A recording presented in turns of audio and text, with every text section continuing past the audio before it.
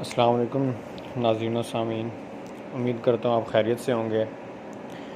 اچھا، چونکہ آج اسلامی سال کا دوسرا مہینہ شروع ہو چکا ہے، ماہ سفر، تو آج کا ہمارا لیکچر اس بات پہ ہے کہ ماہ سفر کو بہت سے لوگ نحوست کا مہینہ قرار دیتے ہیں کہ اس مہینے میں کوئی خوشی نہیں منانی چاہیے، کوئی شادی نہیں کرنی چاہیے، یا طرح طرح کی بدشگونیاں لوگوں کے ذہنوں میں ہوتی ہیں کہ مثال کے طور پر بدشگونی کیا ہوتی ہے؟ بدشگونی مثال کے طور پہ لوگ کہتے ہیں کہ یہ بندہ اگر مجھے صبح صبح مل جائے تو میرا دن اچھا نہیں گزرے گا، یہ ایک بدشگونی ہے۔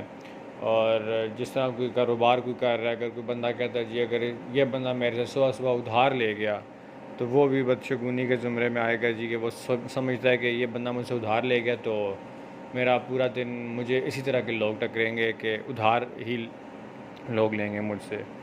تو بدشگونی چونکہ ایک شرک ہے، یہ اللہ کے توکل کے خلاف بات ہے کہ آپ ان چیزوں کو آپ سمجھتے ہیں کہ یہ آپ جو آپ کے نصیب میں لکھا ہوا ہے یا جو آلریڈی پلان ہو چکا ہے، تو اس کے خلاف کچھ چیزیں ہوں گی۔ ایکچولی نوست جو ہے وہ کوئی بندہ نہیں ہوتا، وہ بندے کی اپنی ایک سوچ ہوتی ہے کہ بندہ سمجھتا ہے کہ یہ میرے سامنے آئے گا، جیسے کہ بلی سامنے سے گزر گئی تو پتہ نہیں لوگ کیا سمجھتے ہیں کہ بڑا برا ہونے والا ہے۔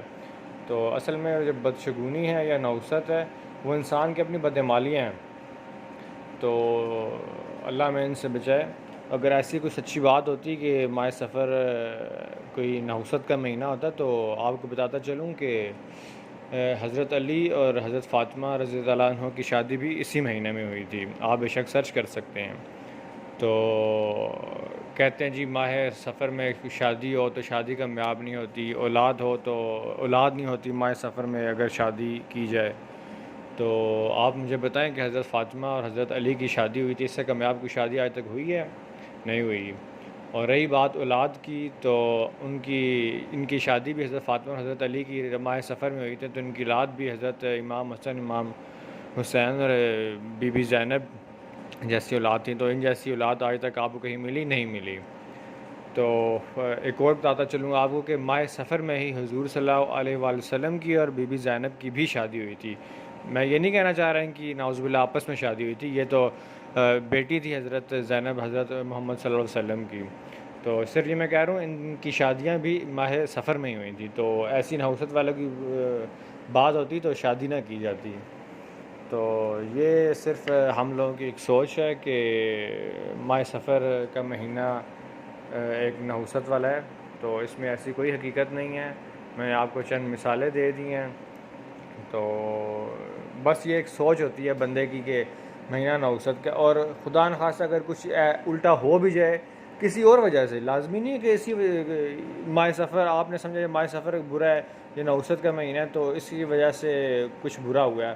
اب اچھا بھی ہو سکتا ہے، کوئی برا بھی ہو سکتا ہے، لیکن جب برا ہوگا نا تو جس کی آلریڈی ذہنیت بنی ہوگی کہ یہ ماہ سفر کا مہینہ ہے تو برا ہوا ہے، تو وہ پھر وہ ذہنیت اور پکی ہو جائے گی کہ یار ماہ سفر تھا، میری یہ سوچ تھی کہ اس مہینے میں یہ برا ہوتا ہے، تو یہ چونکہ ماہ سفر ہی ہے تو برا ہوا ہے، تو مطلب اس بات میں حقیقت ہے۔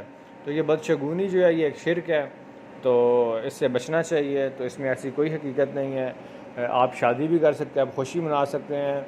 تو اب شادی چونکہ اسلام میں ناچ گانا یہ چیزیں تو منع ہیں، تو یہ تو ویسے ہی نہیں کرنی چاہیے، تو آپ سادگی سے نکاح کریں یا اس ناچ گانے سے پرہیز کریں تو کوئی ممانعت نہیں ہے اس طرح کی شادی سے۔